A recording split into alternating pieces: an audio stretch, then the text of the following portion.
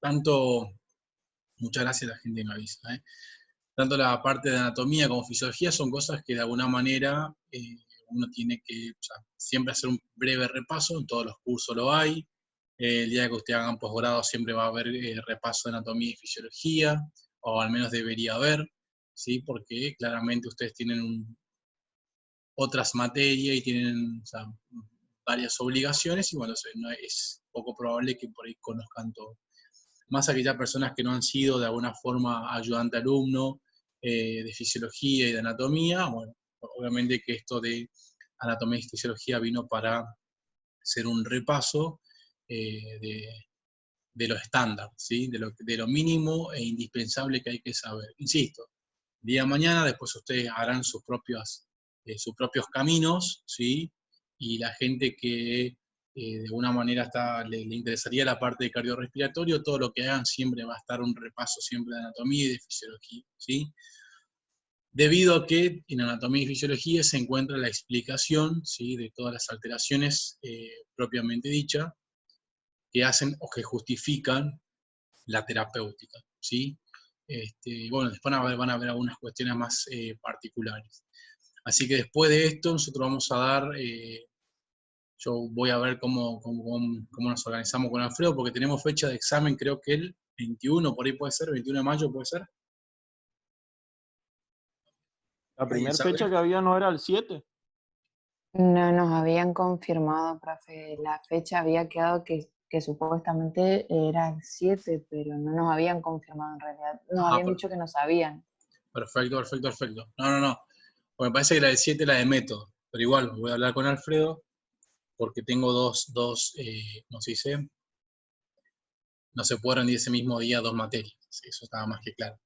Pero sé que el 7 sí o sí es algo, ¿sí? Si no es método, es cardio, y después, una semana después, es la otra materia, así que por ahí vamos a andar, El ¿sí? 21 re bien cardio, profe. El 21 re bien cardio, no hay problema. ¿Y el Eh, recuperatorio cuándo? ¿Por qué recuperatorio, Ariel? Si vos sos un excelente alumno, no... En realidad todos acá son buenos alumnos, todos, ¿sí? Aparte, también ustedes están, yo les voy tirando básicamente cuál es el punto duro para que ustedes sepan que eso hay que sí o sí saberlo, y siempre generalmente las preguntas van a mucha relación con esas cuestiones, así que van a estar bastante entrenados para el desenvolvimiento tanto del cardiorrespiratorio como en metodología, en ambos dos. Así que vamos a hacer todo, tenemos que hacer, como se dice, un repaso de fisiología, que lo vamos a hacer, sí o sí. Vamos a buscar un día aparte de este, porque evidentemente quiero tratar de avanzar con cardio, o sea, con la parte de respi, y después gastar también un día aparte exclusivamente para fisiología respiratoria, ¿sí? Específicamente porque ustedes de alguna manera ya lo han leído, ya lo han escuchado, muchos me han respondido, he visto sus respuestas hoy en el foro, ¿sí? Si bien no he comentado nada, pero he visto sus respuestas y me pareció bastante interesante. He dejado otras cosas en el foro ahora, hice algunas preguntas de ilusión, de la parte respiratoria, de semiología. No he leído todas, pero sí he leído gran parte. Me parece que hay gente que falta comentar. Y también es cierto de que, bueno, de a poquito va a ir virando en lo que compete, diríamos, a lo que sería un foro. Y más que nada, el foro, les digo esto y me autodigo a mí, pero a veces cuando uno tiene que plantear el trabajo no lo hace adecuadamente. El foro siempre tiene que ser un trabajo relacionado con una opinión, más que un concepto, una opinión. Así que bueno, adelante, con respecto al foro, yo después voy a ir subiendo algunos textos breves, cortos, para que ustedes empiecen a emitir opinión, que sería lo adecuado. Pero bueno, ustedes saben que esta es una materia bastante pesadita, porque es larga, porque tiene mucho contenido, y que día que ustedes no lean cardio o la parte respiratoria es un día realmente perdido, porque después cuesta alcanzar, diríamos, el ritmo, ¿sí? De las clases. Así que bueno, nada. Bueno, vamos a ver esto cómo es. Digo, compartir. Bueno, ahí está. ¿Se ve esto o no se ve? ¿Se ve la Sí, diapositiva? profe, ahí se ve. Sí, sí, se ve perfecto. Bueno. Así que bueno, hoy voy a hablar con Alfredo, le voy a mandar un mensajito para que me dice con respecto al examen, así ya dejamos una fecha y ustedes se manejan con una fecha. De todas formas, ¿sí? Siempre vamos a hacer lo posible para que en el examen entre los temas fundamentales, básicos, economía, fisiología, y algunos que otros temas que se apoyen en eso, como semiología en mi caso, no sé qué hablará Alfredo, y que a usted le dé sobre todo tiempo, ¿sí? de estudio, ¿sí? Bueno, ¿Y la vamos a ver. metodología de evaluación va a ser tipo choice o a desarrollar un cuestionario Y eso lo así? vamos a decidir ahora o sea, eso lo tenemos que decir, en realidad no sé si lo tenemos que decir con Alfredo, tenemos que ver cuál es la bajada de línea de la universidad. Eso sinceramente no sabría responderte. Lo que tiene el multiple choice es que de alguna manera te brinda una gran facilidad de corrección, pero que no pone o no manifiesta un gran conocimiento por parte de ustedes los alumnos y yo como docente, ¿sí? Entonces, yo me sigo formando y sé que cuando tengo una evaluación múltiple choice, eso no significa ni lo que sé ni lo que no sé. Yo puedo pegar digamos, de suerte un choice y eso no significa que sepa, ¿sí? Y puedo errarlo porque razoné, porque me dan algunos ciertos elementos y eso no significa que lo haya hecho mal. Entonces, bueno, vamos a ver. ¿Sí? Para mi punto de vista, si yo tuviera que evaluarlo a ustedes, lo haría desarrollar, ¿sí? Con un caso, una situación, un caso clínico, y bueno, en función de eso nosotros vamos viendo, ¿sí? Pero bueno, vamos a ver qué, porque después también para corregir eso también es un tema. Así que bueno, vamos a ver cómo se dan las cuestiones, ¿sí? La idea es que sea un examen accesible para ustedes desde el punto de vista del tiempo, ya que no pueden estar mucho tiempo con el examen, y que nos permita a nosotros hacer una corrección con una retroalimentación lo antes posible, que es que sí, que no, en qué se equivocaron, en qué no se pueden equivocar, o cuál fue el razonamiento, ¿sí? Así que bueno, eso vamos a ir investigando. Bueno, voy a arrancar con mecanismo de hipoxemia. Ustedes saben que ante cualquier situación me pueden interrumpir, me comentan acá mediante el chat, y nada, y lo vamos charlando, ¿sí? Vamos a ir trabajando, cuando hablamos de mecanismo de hipoxemia, sobre lo fisiológico, es decir, que vamos a ir haciendo hincapié en algunas cuestiones fisiológicas, y después cuando demos fisiología, nuevamente, es decir, cuando demos el repaso de fisiología, vamos a unirlo nuevamente con mecanismo de hipoxemia. Así que, bueno, tranca que si hay cosas que todavía no se entienden, ya se van a ir cerrando los cabos para poder entender. Bueno, mecanismo de hipoxemia, estamos hablando de todo aquello que de alguna forma me reduce la presión parcial de oxígeno a nivel alveolar. Siempre que ustedes piensen en mecanismo de hipoxemia, estamos hablando de aquello que me reduce la presión, ¿sí?, de oxígeno a nivel alveolar, ¿sí? La presión parcial. Ustedes recuerdan que existía una ley que iluminaba, ¿sí?, el concepto de presión parcial y de presión total. Entonces, la presión parcial de un gas hacía referencia, ¿sí?, al porcentaje que ocupa en el espacio, ¿sí?, ese gas, ¿sí? Entonces, esa presión parcial va a estar determinada por determinados tipos de factores, y que en el caso del oxígeno, y sobre todo a nivel alveolar, pueden haber determinadas situaciones que produzcan una reducción de la presión parcial de oxígeno. Sabemos que si a nivel alveolar se reduce la presión parcial de oxígeno, hay menor afinidad, ¿sí?, menor tasa de transferencia de oxígeno hacia la parte capilar y menor afinidad con la hemoglobina. Eso ustedes lo habían visto en la curva de disociación de la hemoglobina. Entonces, si se reduce la presión parcial de oxígeno, se reduce la afinidad por la hemoglobina, y de esa manera yo tengo una hemoglobina, ¿sí?, poco saturada, generándome una situación en la cual el oxígeno mínimo que tiene la hemoglobina no puede desprenderse a nivel tisular, y eso genera una alteración en los tejidos, o sea, como es una cadena de elementos. Nosotros vamos a ver ahora, claramente, son factores relacionados con los elementos que me llevan a un mecanismo de hipoxemia. Bueno, como primer punto duro para que usted lo nombre, para que ustedes lo sepan, ¿sí?, primer punto duro que hay que comprender es saber nombrar los mecanismos de hipoxemia. Hay que saberlo nombrar, los mecanismos de hipoxemia. Antes de hablar de cualquier cosa, tenemos que saber nombrar. Cuando hablamos de mecanismo de hipoxemia, nos vamos a referir a disminución de la presión inspiratoria de oxígeno, a la hipoventilación, a la alteración de la difusión, alteración BQ y al shunt o cortocircuito fisiológico, ¿sí?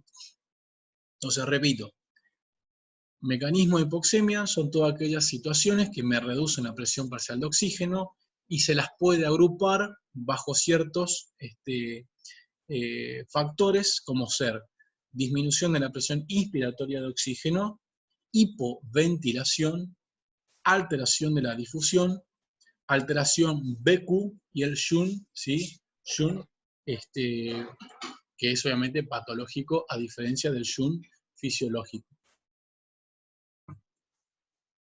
Muy bien. A eso también lo vamos a diferenciar. Entonces, esa presión parcial de oxígeno, ¿sí?, que se va a encontrar obviamente a nivel alveolar, va a depender de varias cuestiones, principalmente del gas inspirado, es decir, de la presión inspiratoria de oxígeno, que ahora vamos a volver a repasar, correspondía, ¿sí?, a lo que sería el gas atmosférico, ¿sí?, que es necesario para que pueda ingresar al sistema respiratorio, que tenía que ver con el tema de la ventilación. Obviamente, ¿sí?, ese gas inspirado, insisto, relacionado con la ventilación, tenía inferencia en la ventilación minuto y en la ventilación alveolar, que ustedes recordarán que esa ventilación minuto y alveolar se diferencia básicamente, ¿sí?, por la presencia del espacio muerto. Por lo tanto, ¿sí?, si yo tengo una mayor ventilación, ¿sí?, voy a tener una relación directamente proporcional con la presión parcial de oxígeno. A mayor ventilación, mayor presión parcial de oxígeno. A mayor ventilación alveolar, mayor presión parcial de oxígeno. Todo eso favorece. Ahora, si tenemos determinadas patologías que alteran el gas inspirado o alteran la ventilación minuto o la ventilación alveolar, eso va a repercutir claramente sobre la presión parcial de oxígeno a nivel alveolar. La relación BQ, ustedes saben que es la relación ventilación-perfusión, ¿sí? ¿Se acuerdan qué significaba la Q? ¿Puede ser flujo? A ver. ¿Flujo? Flujo no. A ver, otro que tire y pegue.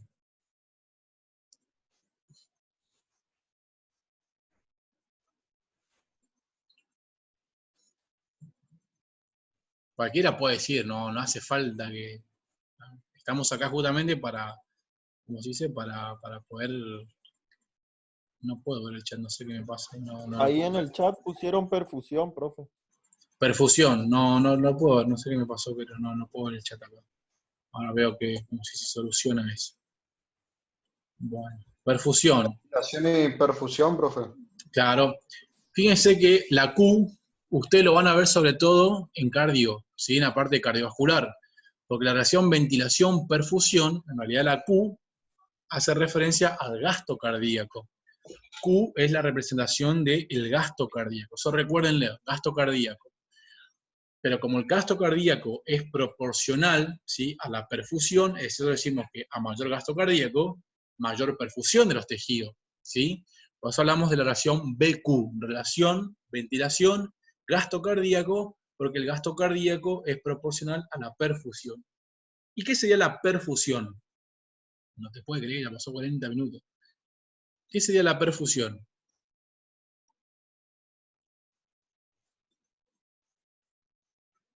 ¿El intercambio de gases, profe? Intercambio de gases es la difusión. Perfusión, a ver, otro. Cualquiera puede acotar, puede decir, acá estamos para equivocarnos y para decir cosas, por más despampanante que sea, ¿sí? Hay que decirlas acá. No es la La capacidad de... participación A ver, vamos a uno. ¿Cómo? sería la parte de irrigación.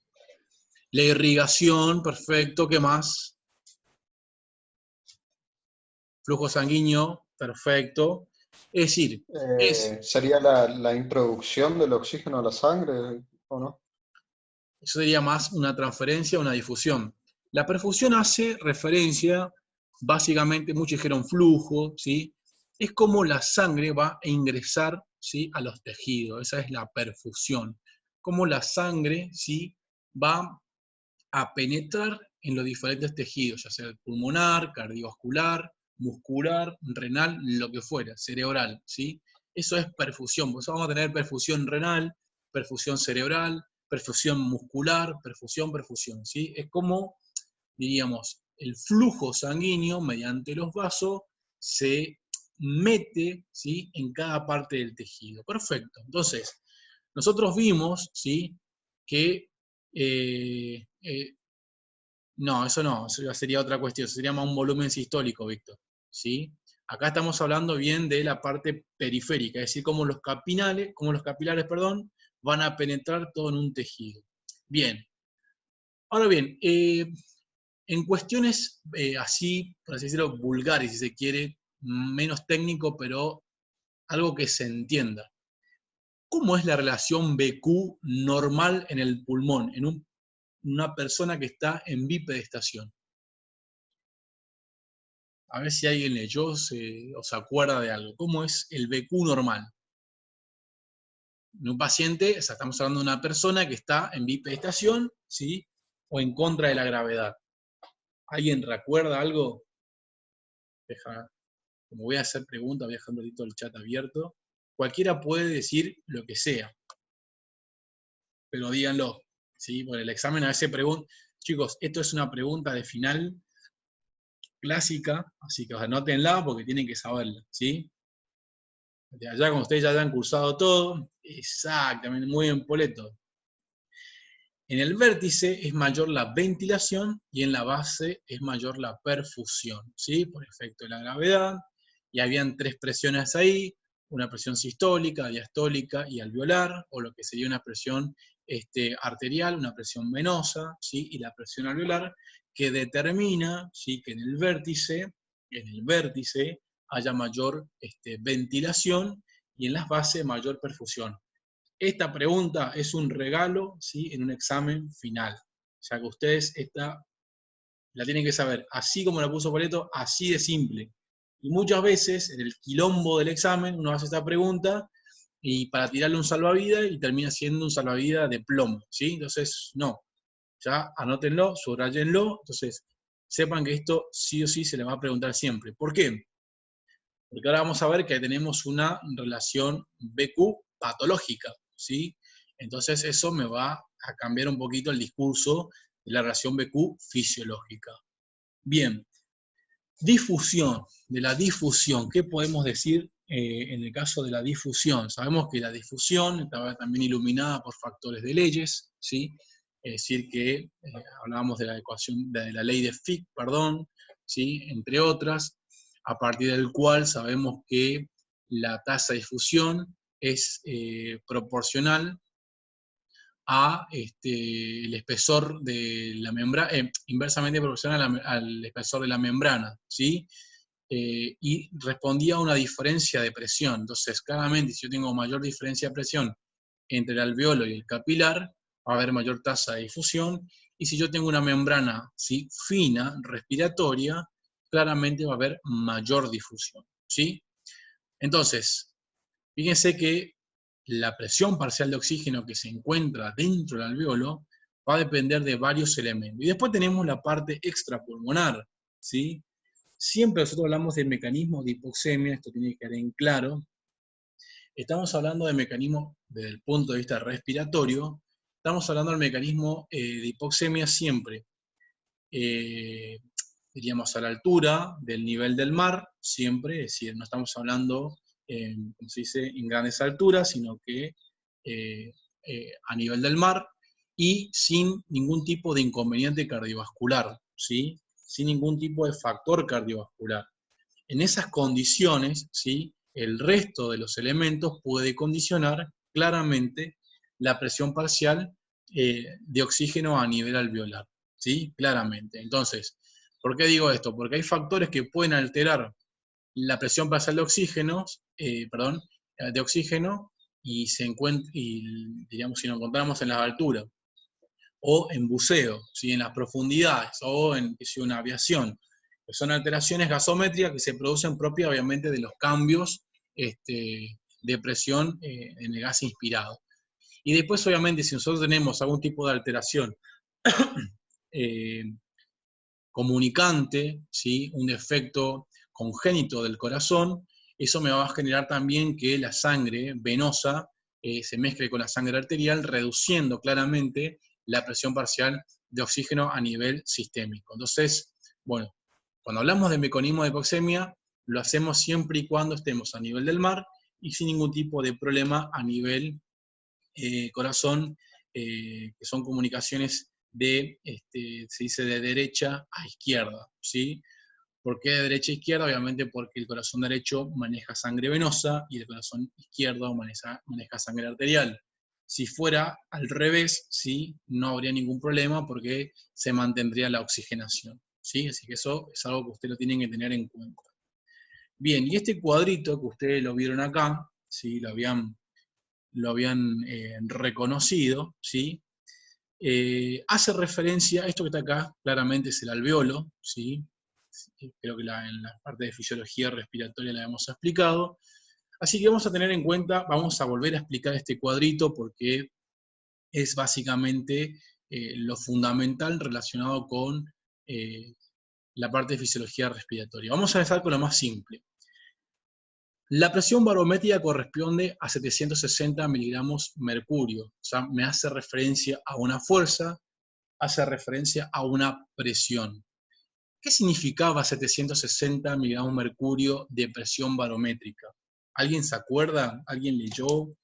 Sobre todo la diapositiva de fisiología, que me pueda comentar brevemente. Estamos, obviamente, que no estamos acá evaluando, todo lo contrario, es solamente para ser un poco más participativo.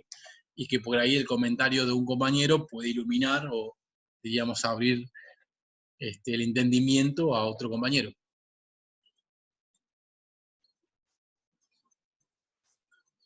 ¿Cómo era la pregunta? Sí, ¿qué significaba 760 de presión? ¿Por qué decimos 760? ¿O qué es La suma 700? de todos los gases La que se suma de encuentran. todos los gases. Perfecto, muy bien.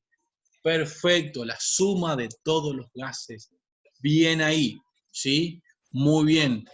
Entonces, si nosotros sabemos que tenemos una sumatoria de gases, sabemos que la fracción, ¿sí? Que corresponde al oxígeno es del 21%, ¿sí? Así que si nosotros multiplicamos, yo les voy a proponer a ustedes que vayan haciendo el ejercicio, ¿sí? Que lo vayan haciendo, ustedes multiplican 0,21, yo también lo voy a hacer acá de paso, 0,21 como frecuencia relativa por 760. Quiero saber qué valor le da a ustedes. Háganlo con su calculadora, con lo que sea. Ya saben que se corta esto y lo vuelvo a invitar. Sí. 160. 159. A ver. Redondeado 160. Claro.